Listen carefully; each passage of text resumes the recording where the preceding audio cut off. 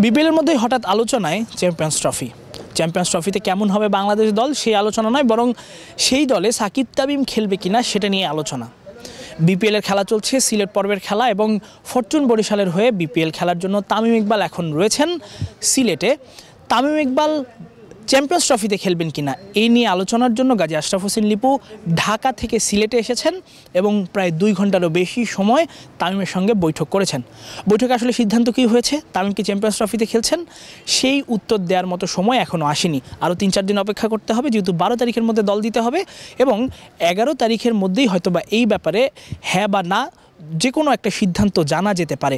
গাজী আশরাফ হোসেন লিপু তামিমের সঙ্গে বৈঠকের পর যে প্রেস কনফারেন্স করেছেন, গণমাধ্যমের সঙ্গে কথা বলেছেন, সেই কথাটাই তিনি বলেছেন যে পুরো ব্যাপারটা এখনও দোদুল্যমান অবস্থায় রয়েছে। তিনি সাংবাদিকদের এবং একই সাথে তামিম ভক্তদের আরও 3-4 দিন অপেক্ষা করতে বলেছেন। যেহেতু আজকে 8 তারিখ, 12 তারিখের মধ্যে দল দিতে হবে, এমনও হতে পারে যে তিনি যেটা বলেছেন যে 11 তারিখের মধ্যেই পুরো ব্যাপারটা নিয়ে তারা একটা সিদ্ধান্ত জানাতে পারবেন।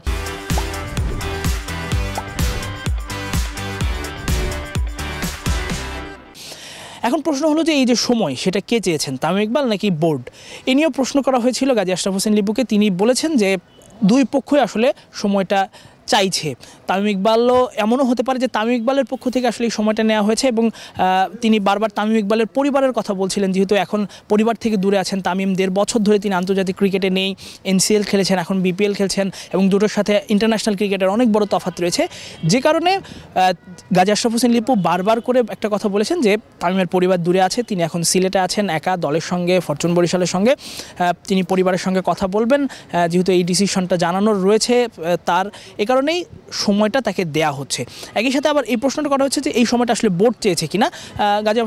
গাজী আশরাফ হোসেন লিপু তিনি বলেছেন যে বোর্ডও খুব তাড়াহুড়া করতে চাইছে না, যেহেতু এখনও 4 দিনের মতো সময় রয়েছে। অর্থাৎ তামিমের চ্যাম্পিয়ন্স ট্রফিতে খেলা না খেলার ব্যাপারটা 1.5 বছর আগে যেরকম ছিল এখনও ঠিক সেই জায়গাটায় রয়েছে। হয়তো বা 3-4 দিনের মধ্যে সে ব্যাপারে একটা সিদ্ধান্ত গণমাধ্যমকে জানাতে পারে বিসিবি, কিংবা গণমাধ্যমের মাধ্যমে আপনারা জানতে পারেন।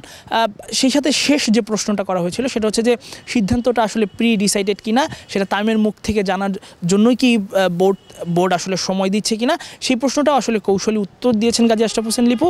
তিনি আবারও এই একটা কথাই বলেছেন যে আর একটু সময়ের জন্য অপেক্ষা করতে, আর 3-4 দিনের মতো সময় অপেক্ষা করতে, একটু সাসপেন্স থাক, এই কথাটাও কিন্তু তিনি বলেছেন। অর্থাৎ সেই সাসপেন্সটা তামিম ইকবালের ইন্টারন্যাশনাল খেলা না খেলা নিয়ে, সেই সাসপেন্সটা তিনি আবারও কিন্তু এখানে রেখে দিলেন। অর্থাৎ এটা পরিষ্কার যে তামিম ইকবাল এখনই নিশ্চিত করে বলার কোনো সুযোগ নেই যে তামিম ইকবাল চ্যাম্পিয়ন্স ট্রফিতে খেলবেন কি খেলবেন না। আবার একই সাথে খুব নিশ্চিত করে বলারও কোনো উপায় নেই যে হ্যাঁ তামিম খেলবেন, আবার একই সাথে নিশ্চিত করে বলার কোনো উপায় নেই যে তামিম খেলবেন না। এই হচ্ছে তামিম ইকবালের আপডেট, এবং গাজী আশরাফ হোসেন লিপু এটাই গণমাধ্যমকে জানিয়েছেন। এরপরে যেহেতু সাকিবের একটা ব্যাপার রয়েছে, কারণ আপনারা জানেন যে সাকিবও কিন্তু সেই ইন্ডিয়া সিরিজের পরে তিনি আসলে ন্যাশনাল টিমের সাথে খেলতে পারছেন না, দেশে আসতে পারছেন না, পলিটিক্যাল একটা ইস্যু রয়েছে। তিনি গত সরকারের আমলে সংসদ সদস্য ছিলেন, তিনি দেশেও আসতে পারছেন না, বিপিএলেও এখন খেলতে পারছেন না, যে কারণে সাকিবের ইস্যুটাও খুব স্বাভাবিকভাবেই চলে এসেছিল।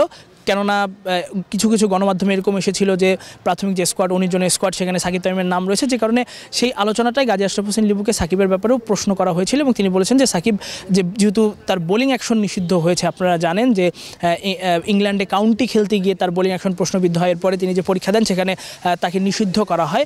এরপরে তিনি আরেকটা পরীক্ষা দিয়েছেন, সেটাতেও তিনি ফেল করেছেন বলে গাজী আশরাফ হোসেন লিপু জানিয়েছেন, এবং 48 ঘন্টার মধ্যে আরও একটা পরীক্ষা তার দেওয়ার কথা রয়েছে, এবং সেই পরীক্ষায় যদি তিনি পাশ করেন তাহলে বিসিবিকে জানানো হবে, এবং সেই পাশ করা কিংবা তিনি আসলে ইন্টারন্যাশনাল ক্রিকেটে বোলিং করতে পারবেন কি পারবেন না সেটার জন্য বোর্ড অপেক্ষা করছে। যে একই সাথে যখন তিনি তামিমের ইস্যুটা বলছিলেন তখন কিন্তু বলছিলেন যে সাকিবের জন্য তাদেরকে অপেক্ষা করতে হবে, যে কারণে তামিমকে ওই সময়টা দেওয়া হয়েছে। ফলে 48 ঘন্টার মধ্যে যে পরীক্ষাটা সাকিব দিয়েছেন সেই পরীক্ষাটার রেজাল্টের জন্য বোর্ড অপেক্ষা করবে, এবং রেজাল্ট পাওয়ার পরে যেহেতু গভর্নমেন্টের একটা ব্যাপার রয়েছে, গভর্নমেন্ট অ্যাপ্রুভালের একটা ব্যাপার রয়েছে, সেই গভর্নমেন্ট অ্যাপ্রুভালটা যদি বিসিবি পেয়ে যায় তাহলে বিসিবির পক্ষ থেকে নির্বাচকদের জানানো হবে যে হ্যাঁ সাকিব তিনি খেলতে পারেন বা খেলার সেই জায়গাটা রয়েছে বা তাকে দলে রাখা যায়। বিসিবির পক্ষ থেকে যদি এই ঘোষণাটা প্রধান নির্বাচক বা নির্বাচক প্যানেল যদি জানতে পারে তাহলে হয়তো সাকিবকে তারা একাদশে রাখবে। অর্থাৎ সাকিব তামিম দুইজনেরই আসলে চ্যাম্পিয়ন্স ট্রফিতে খেলা না খেলার ব্যাপারটা এখনও ঝুলে রয়েছে। তামিমেরটা বলা যায় যে একেবারেই 50-50 একটা অবস্থা। সাকিবেরটার ব্যাপারে অনেক যদি কিন্তু রয়েছে, তাকে বোলিং অ্যাকশনে পাশ করতে হবে, এরপর গভর্নমেন্টের অ্যাপ্রুভালের ব্যাপার রয়েছে।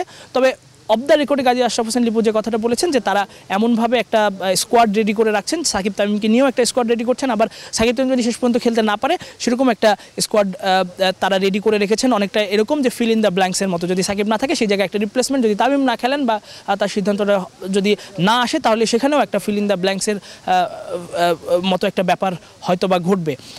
এই কারণে আসলে যে 1.5 বছর ধরে চলা যে ব্যাপারগুলো সেটা কিন্তু এখনও থেকে যাচ্ছে এবং শেষ পর্যন্ত দেখা যাক যে এই দুজনকে নিয়ে আসলে বাংলাদেশ দল চ্যাম্পিয়ন্স ট্রফিতে খেলতে যায় কিনা। ততক্ষণ পর্যন্ত আপনারা ভালো থাকবেন। এতক্ষণ আপনাদের সঙ্গে ছিলাম আমি তাসফিক পলক।